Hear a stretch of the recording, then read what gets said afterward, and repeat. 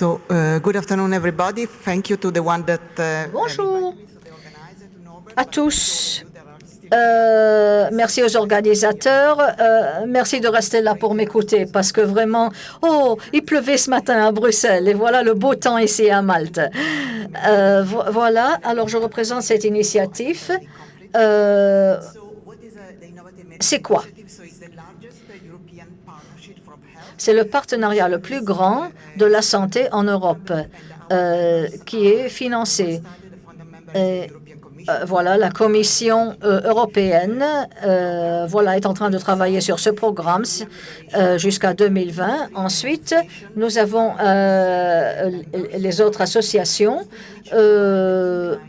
d'industrie, qui nous donnent d'autres ressources, pour 2,5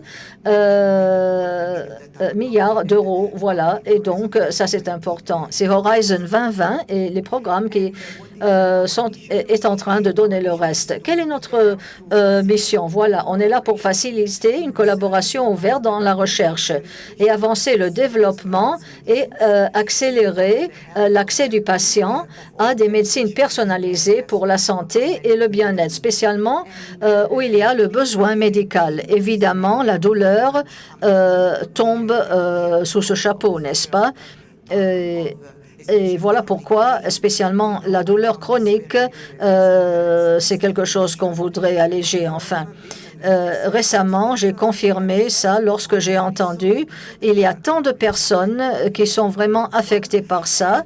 Et je suis sûre que chaque personne ici connaît une personne souffrant de grandes douleurs. Mais il ne faut pas oublier que aussi les jeunes, ce n'est pas seulement les personnes âgées, c'est aussi les jeunes qui souffrent de douleurs. Alors, il ne faut pas oublier ça ou le mettre à l'écart. C'est un problème très important pour la société, pour l'individu, parce que nous avons des cas où jusqu'à 31% disent qu'ils ne peuvent plus supporter la douleur.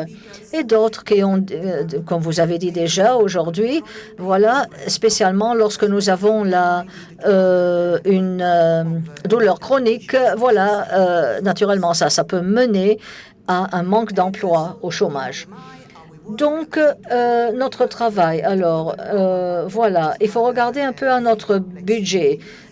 Ça a l'air complexe, c'est vrai.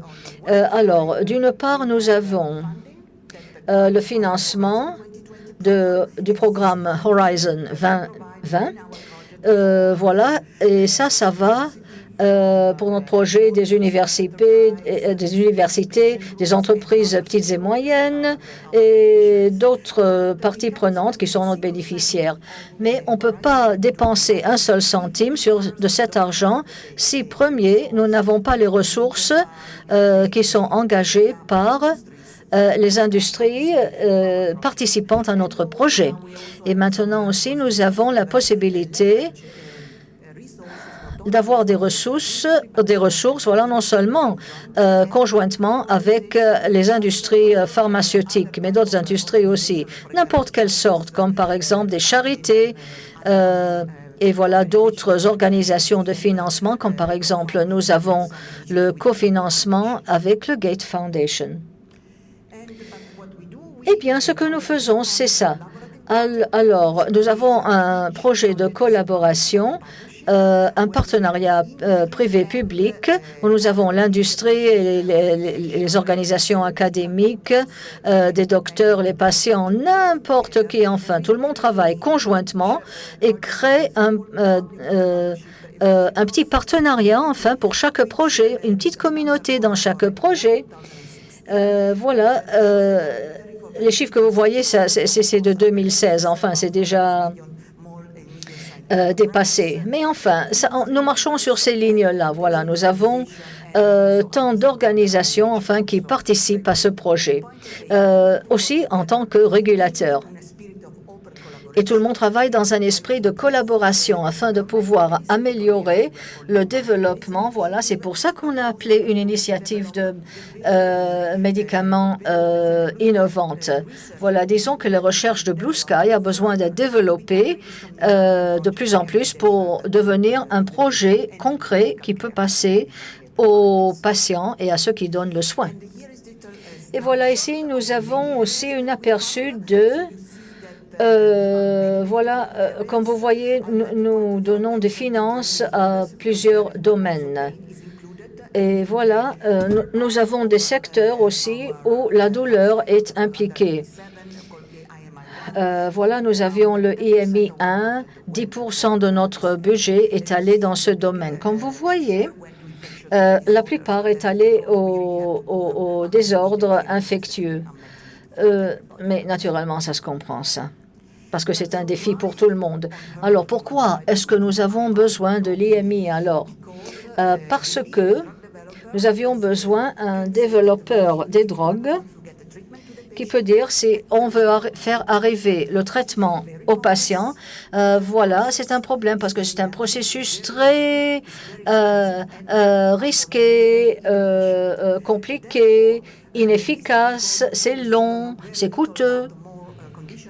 Et voilà, nous savons très peu au sujet de la douleur, malheureusement. Et voilà, lorsque nous avons des tests cliniques, nous ne trouvons pas beaucoup de progrès qui a été fait là-dessus, spécialement ce qui concerne la connaissance de la douleur. Donc, il faut étudier ça de plus en plus. Ensuite, si nous parlons de la douleur, voilà, ici, la douleur, naturellement, c'est quelque chose qui est très complexe.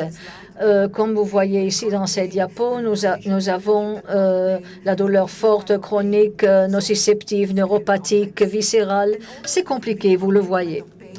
En ce qui concerne le traitement de la douleur, beaucoup des drogues qu'on utilise aujourd'hui ont été découvertes vraiment il y a un centenaire, alors ce n'est pas vraiment innovant ou nouveau.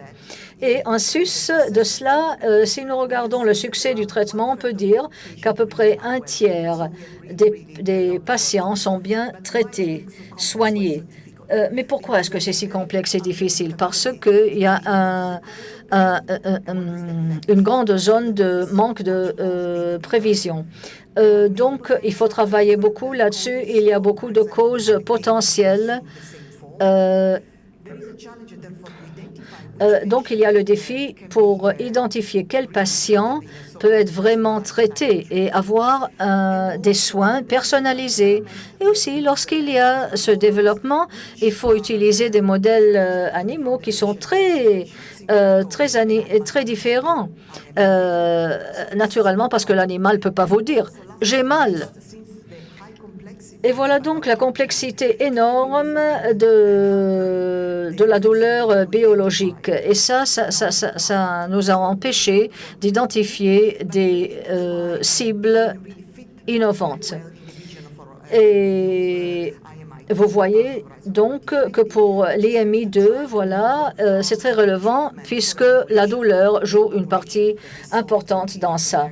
Nous avons une population hétérogène et variée qui a mal, enfin, qui a des maux, voilà. Donc, il faut nous baser sur la stratification de groupes différents de personnes qui répondront un peu mieux au traitement et aux soins, avec moins d'effets secondaires aussi.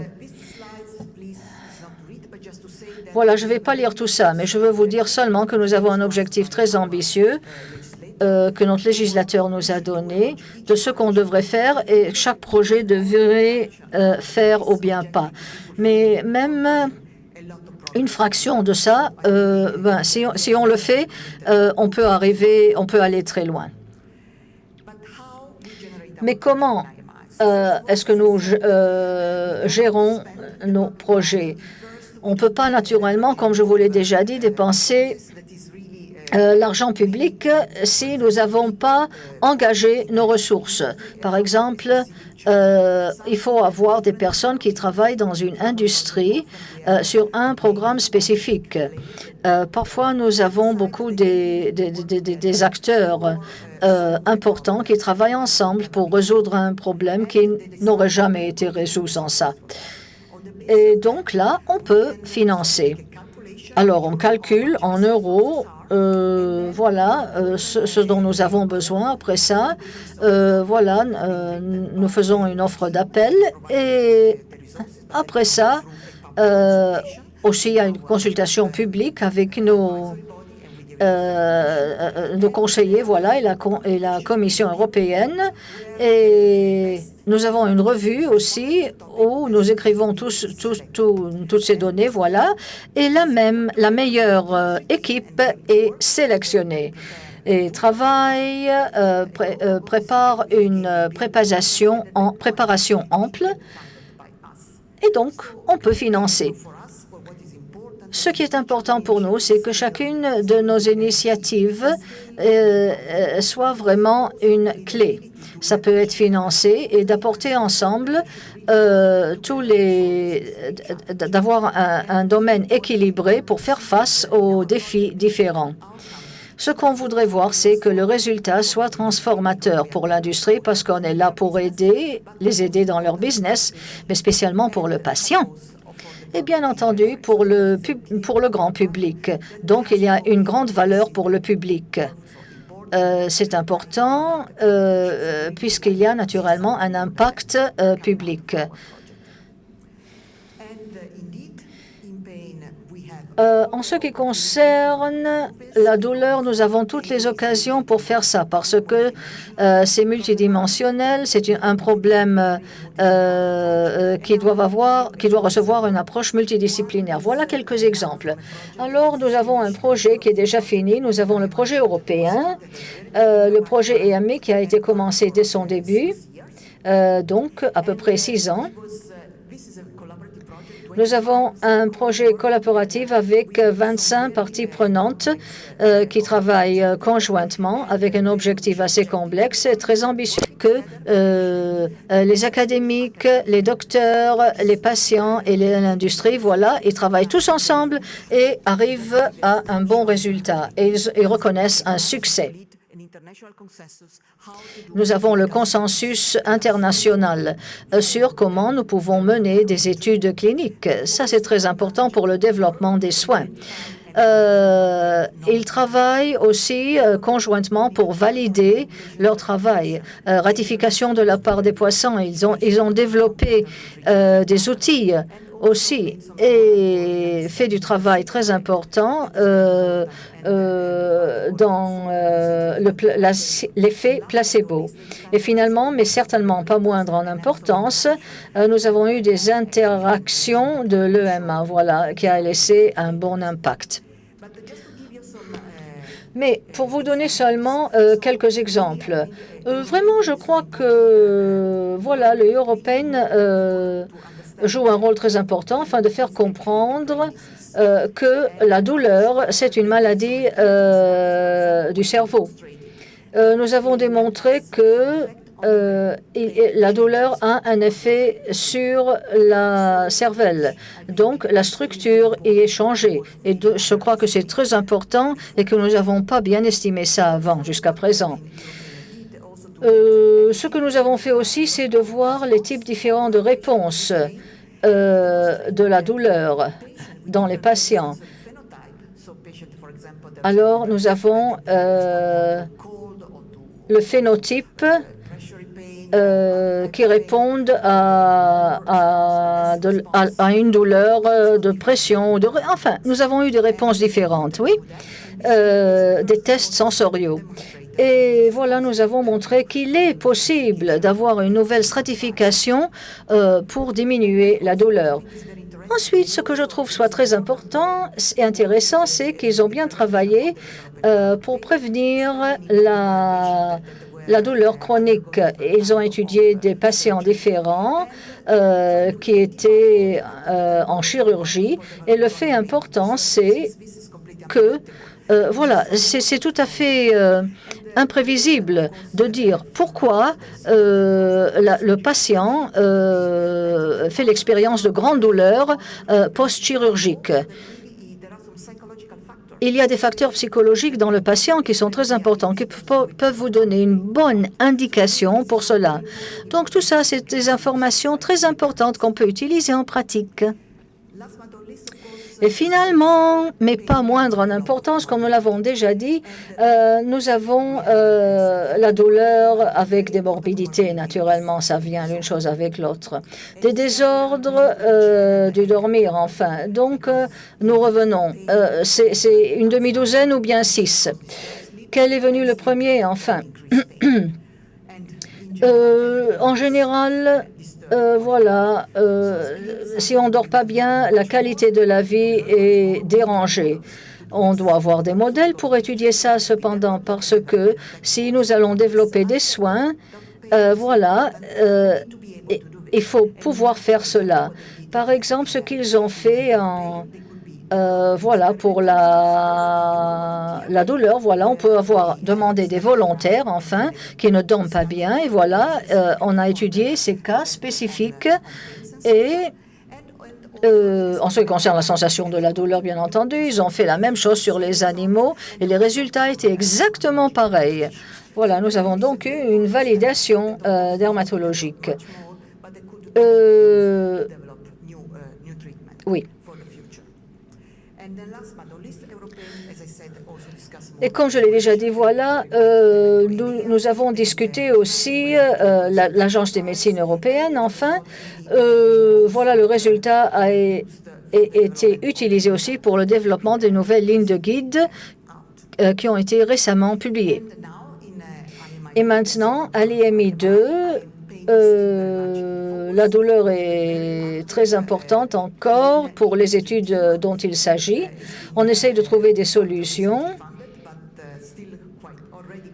Nous avons déjà commencé à cofinancer ça. Ce qui est important, c'est qu'ici, nous avons les acteurs les plus principaux de l'Europe qui peuvent s'asseoir autour d'une table ronde et discuter les défis principaux.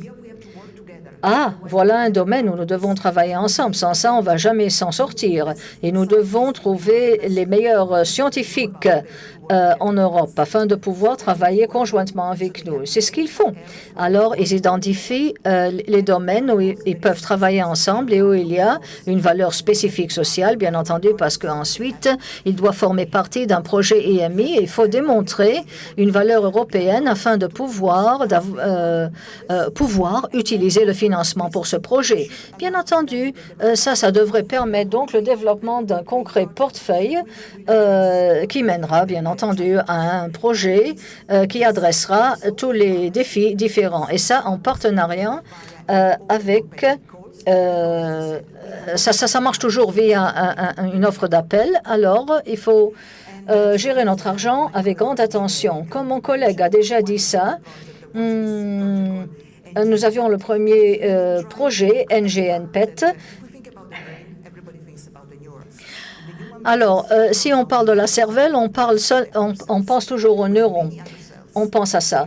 Mais il y a beaucoup d'autres cellules qui interagissent toutes ensemble. Voilà l'importance de ça. Pour la douleur, on n'en est pas sûr. Alors, il faut développer des outils afin de pouvoir étudier ça. Et c'est exactement ce que fait ce projet. Alors, nous avons des modèles précliniques d'animaux, mais aussi des outils innovateurs, comme par exemple des cellules STEM que nous prenons des patients. Et on voit quels résultats on peut utiliser pour de nouveaux soins. Et encore, c'est très récent, ça. Nous sommes en train de développer un nouveau projet. Voilà, ça sera une nouvelle plateforme financée aussi de la part de l'industrie. Nous avons 6 acteurs différents en Europe qui travaillent sur ce projet. Et nous aurons vraiment une plateforme où on aura une équipe qui travaille ensemble, voilà, afin de pouvoir gérer les soins pour la douleur, enfin. Voilà, pour essayer d'alléger ça. Nous allons voir aussi lorsque nous avons des espèces différentes, c'est-à-dire qui sont en pleine santé pour prévenir ou bien pour traiter la douleur chronique. Et aussi, nous chercherons l'amélioration de la traduction, enfin, pour essayer de travailler sur la douleur du pelvis. Nous avons d'autres idées aussi pour l'avenir, donc nous en aurons de nouvelles études, identification et validation des buts et des voies de la douleur, enfin. Voilà, nous allons regarder aussi la médecine les médicaments qu'on peut utiliser pour les migraines et les maux de tête. Alors, un écosystème pour la collaboration innovante, ce qui pourra permettre un engagement dans des secteurs différents, consortium disciplinaire, c'est-à-dire, et nous aurons besoin de mettre ensemble le financement, l'expertise, la connaissance, les compétences, les ressources. Voilà, l'idée clé de notre projet, c'est de travailler ensemble et d'apprendre l'un de l'autre. Et parce que la chose la plus importante, c'est le patient. Et voilà.